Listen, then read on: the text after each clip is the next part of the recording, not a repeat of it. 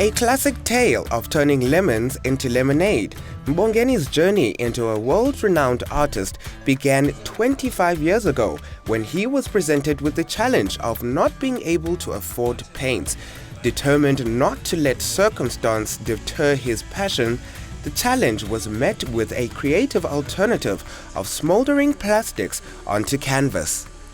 This is the challenge that I thought I needed to put myself into, because at first, when I started, not so many people were giving me a chance, as an artist to, experiment and continue coming up with new ideas in this very material.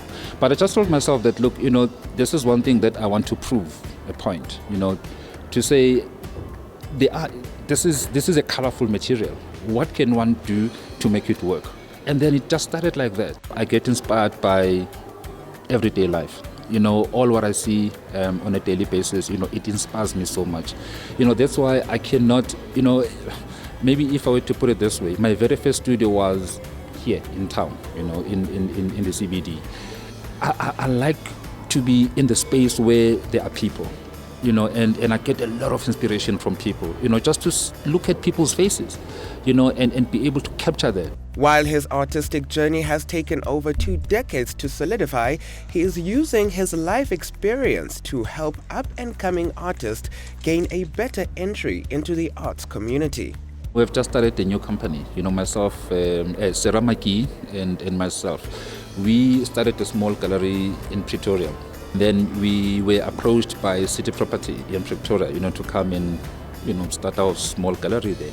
So that's where we're based right now. We've got young artists, that we represent in Pretoria, and we try to keep it that way, to make sure that we market and we help these young artists as much as we possibly can. And though sometimes innovation is met with raised eyebrows in the creative industry, it seems Mbongeni's work has gained some positive receptions. The reception has been wonderful, and simply because it's a new medium, not so many people have seen something similar to this. I know that there are artists in other parts of the world that experimented with plastics in a form of sculpture, but not like this. With me, honestly speaking, the whole idea was to say, when people kept on saying, no, you can't paint with this, this is exactly what pushed me towards proving a point, to say, look, one can really go very far with very little, and that's the whole idea.